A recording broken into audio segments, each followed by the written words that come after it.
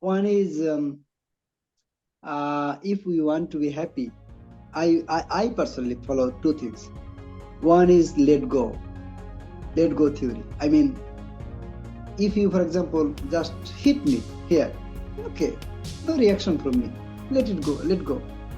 Then if you say some vulgar words to me, no problem, it's okay for me, I'll just ignore, let go.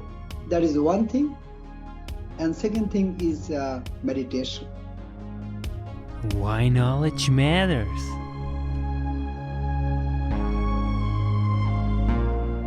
Vice Chancellor of the Canadian University of Bangladesh, Jahirul Haque, welcome back. Thank you. And I actually am very glad to meet you again. Long time no see, but there is a saying that better late than never, right? Exactly. Although not frequently, but it is good that at least occasionally we meet, right? Exactly. And I'm so grateful because I know how busy your schedule is and what a determined man you are, and your important position that you obviously hold in Bangladesh. So I'm so pleased to have you back here on the show. And today, really, we talk about spirituality and happiness. Can you please define for us spirituality and happiness? Actually, it's very difficult to define spirituality and happiness, because it's such an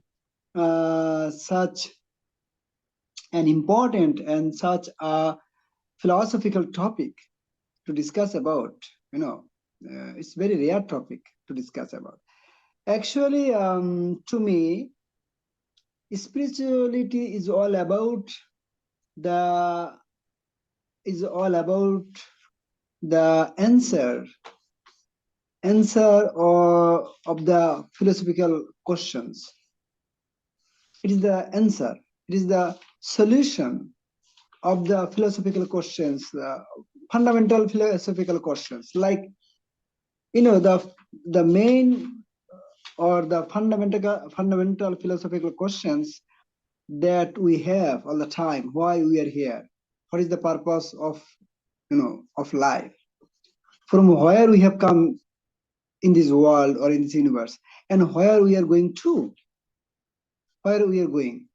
So these are the very fundamental questions that have been in our mind from the beginning of this human creation. So I think so.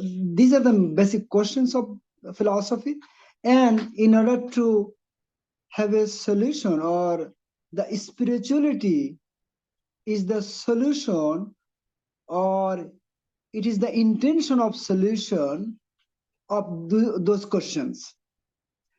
So spirituality is something that people want to rely on in order to understand, in order to find the solution of those questions. What is the purpose of life? Why we have come here, and where we are going to. So, and spirituality is something that gives the answer. For example, the religions, all religions in this world, based on spirituality, and they are trying to define in different ways the ultimate solution of the problems that have been raised in the philosophy. For example,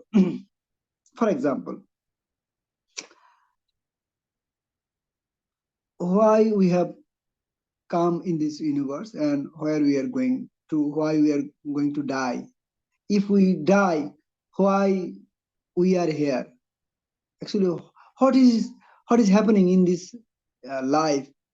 If we are here, why we cannot be happy? Why there is sufferings? So people get involved in the process of spirituality to find the solution of these questions. I mean, to have mental happiness, peace, inner happiness. And we people want to avoid the sufferings, and therefore we strongly believe in spirituality. And what does it mean exactly, spirituality? I mean,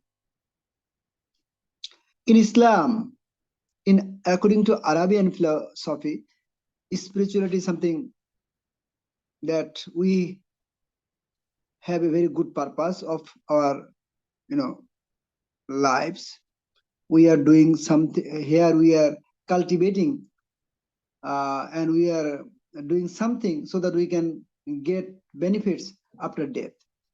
That is the spirituality according to the Arabian philosophy, I mean Islam. Then, according to Indian philosophy, it is a bit different, that we are here in this world, for example, because of the previous activities that we have done in our previous lives. Because in Indian philosophy, there are, rebirth, most probably, that we are here, we will die. If we do in this life good work, according to our good karma, good work, karma, the word karma. So if you do good work, I mean good karma, after death, again we'll, come back to this world as a newborn child, and we'll be very happy people if we do here something good. If we do something bad, then after death, we'll come back as maybe another animal like dogs or something like, and we'll suffer a lot because we have done something bad in these lives. So this is the spirituality according to Indian philosophy. I mean, these are some components, some elements of spirituality according to Indian philosophy. If you go back to, Buddhism and Christianity, there are some differences. So spirituality, I always think that it is all about people from the very beginning have been trying to find the solutions of some basic philosophical questions: why we are here, why we are going to, and after death, what is going to happen with us. And in order to find that, find the solutions of those questions, spirituality has evolved, has been, has been developed. And happiness, it is something, if in order to become happy, in order to have a purposeful life, I think again spirituality support us, help us to be happy. For example, if you think deeply that there is no purpose of life, there is no purpose of doing good thing here, so why in that case I'll do good things? And therefore here spirituality work. Here spirituality works, that if you do something good here, there is a benefit after your death. So therefore, spirituality is working very positively in order to have a purpose of life. When you can define a clear purpose of your life, you can be happy, otherwise not. It's a very interesting question you have raised today. So sometimes we think that spirituality does not good, or it creates complexity and problems. I think it is not the right thing, because the extremism and religious fanatism that we have been seeing for last several years, it is not spirituality. It is like nationalism. For example, you see the what is happening between Russia and Ukraine. There is no. It is not an religious war. It is not a fight based on religion at all. It is a fight based on one kind of ultra nationalism or extremism. So when people are extremely, when people act extremely based on a religious debate, that is not spirituality. Spirituality is much beyond that. It is much deeper. Even maybe you are not a believer of Islam or Christianity or any religious religion at all, but you can be a very spiritual person because you deeply understand the question of philosophy, and you want to support people. You want to define the purpose of life by having the spiritual quality. So happiness depends on spirituality in a lot. It depends on spiritual matters. So you would say that happiness depends on spirituality by all means. Without spirituality, cannot really be happiness. Is this correct? Yes, I should describe it. Otherwise, it will be a fragment of answer. Because what do you mean by happiness? Happiness, happiness is not that only if you smile now, or if you are laughing, or you are smiling, it doesn't mean that you are happy. No. Happiness is the harmony, societal harmony, harmony of the whole world, peace and integrity. That is the happiness. And if you can achieve that as a whole, if you can bring the peace in your society, in that case only you can be happy, otherwise not. Because in order to, if you are a good person or even bad person, I don't know if I am a bad person or good person, uh, no matters whether you are good or bad. If there are a lot of crises in your society, you cannot be happy. You must have some tensions. For example, if you live now, you are a very good person. I am a very good person. You are living in Ukraine. You cannot be happy. Always something is wrong there. So happiness, ultimate happiness will come when you can, bring peace and integrity in the society. Because I'm talking about happiness in relation with the spirituality, not individual happiness, and not a very silly thing. I am talking about greater happiness, greater peace and integrity, greater spirituality. You got my point? Yeah. So, and it's also that even if it comes to the individual, it's really also, it's important to have integrity. It's important to have your values aligned with your actions in order to have peace within yourself. But this ultimately also translates into the societal aspect in order for a society to live peacefully together. Would you personally describe yourself as a spiritual and happy person, Dr. Haque? Yeah, good question. That, first of all, I support the point you have mentioned, that if we cannot become individually happy, we cannot make others happy, and we cannot bring happiness for the society. So it is very important at first, you have to be happy individually. For example, in the airplane, there is oxygen mask. The suggestion is at first you take your oxygen mask first, then you put the oxygen mask for your child, right? So the same thing, we have to be individually happier, and then it will be easier for us to bring happy for the society and for the whole world. I support your point. And the question you have raised again, that whether I am a spiritual person or not, right?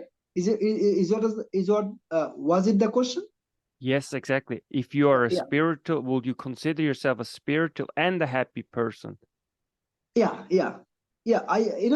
To me, I told you that spirituality is when I am in the process of the you know finding the solution of our life. For example, as I am trying to find out the purpose of life, so I am already a spiritual person. So, and of course, I consider myself happy because I don't care about the problems. I consider problem is not a problem to me. Again, You consider it as a challenge. Describe how you consider problems when you face them. it Walk is us not through. about, it's two things. When I give a lecture in the leadership forum, I tell that, yeah, problems is challenge for us, but I am going to redefine this kind of leadership definition, because challenge is not a challenge. Challenge should not be a challenge, because it is your definition, it is our definition. We have defined that it's a challenge. Actually, it is not a challenge at all. Just let it go. Just take it very easily. Because, for example, you have a friend, and if there is a problem comes to both of you, but your reaction and the reaction of your friend may be totally different. Maybe you will accept it, it's fine to me, and somebody else will react so aggressively, and that is a really problem for him. So challenge, it depends on you, actually. If you accept it very normally, if you can give a solution with a cool brain, it's not a challenge at all.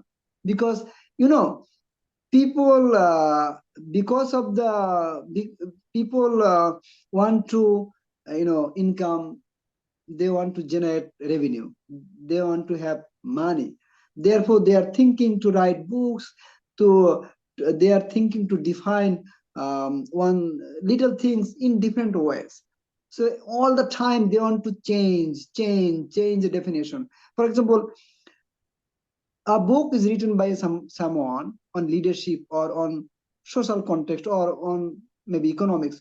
After 1 year they uh, you know produce another edition.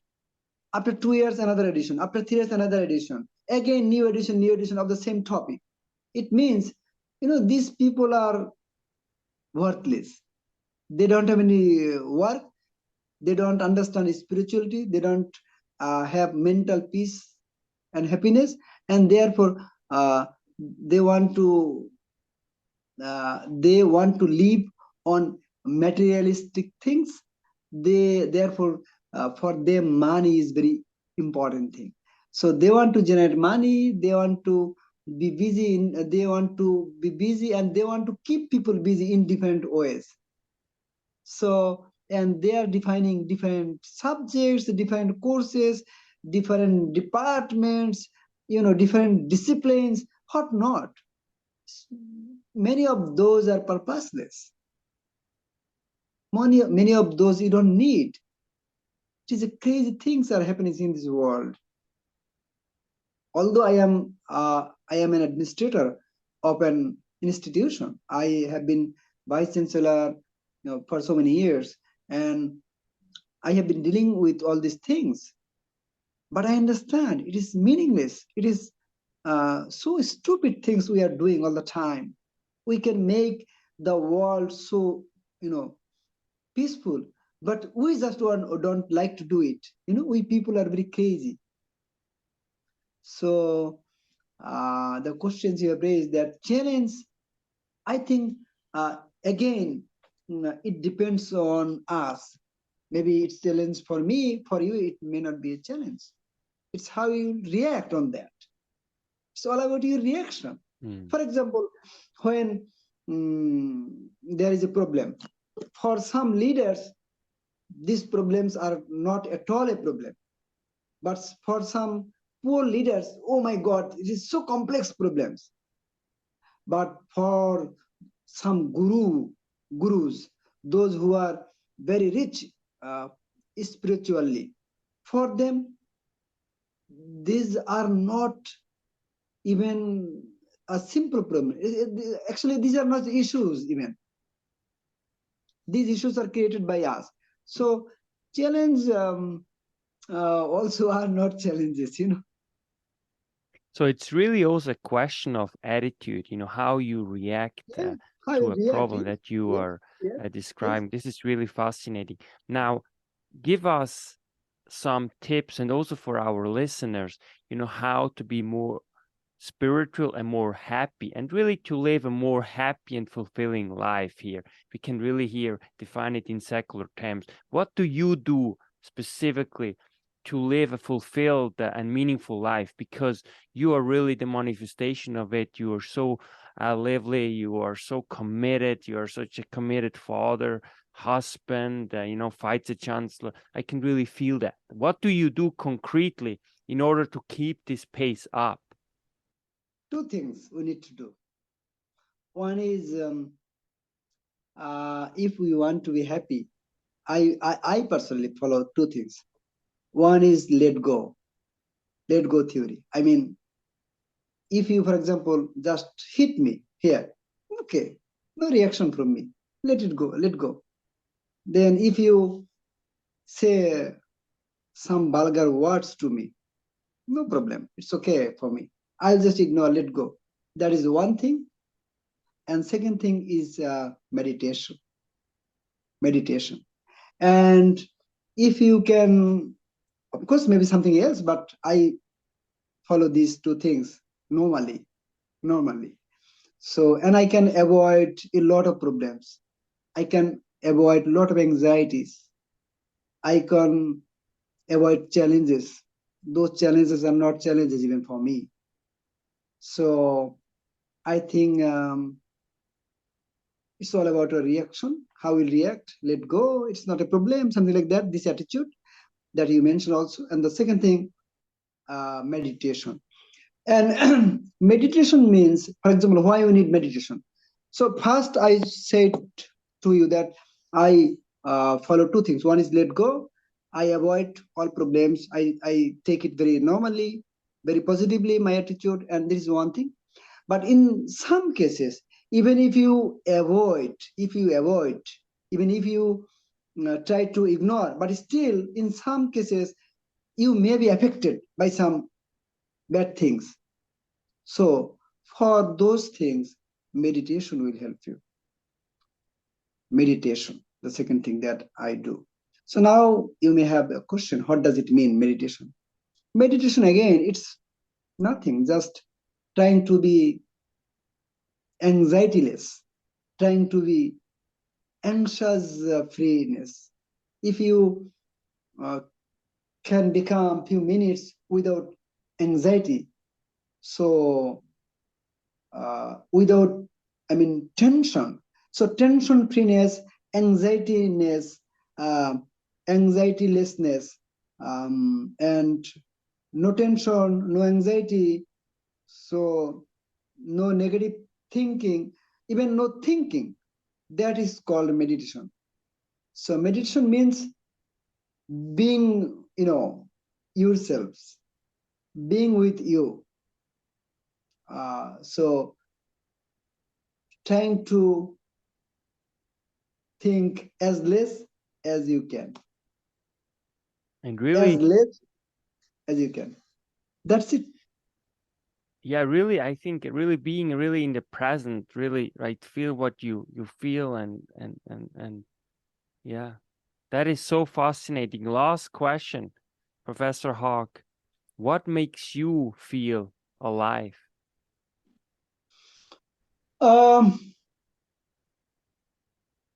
When I meditate and the moments when I can be anxiety free, tension free, that make me alive. And of course,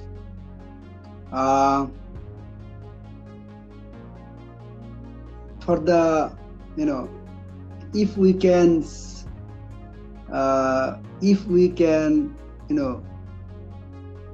find the solutions for the society, in that case, of course, that will make me more alive. For example, I am so worried observing the war between Ukraine and Russia, fights in Syria, in Libya, in Iraq. So seeing that, of course, I cannot be happy. So when sometimes good news, that make also me alive. So tension freeness, anxiety freeness, it makes me alive. Vice Chancellor of the Canadian University of Bangladesh and Professor Jahirul Haque, thank you so much for being in the show. It's always a pleasure and a gift. Thank you, Yanni. That's why knowledge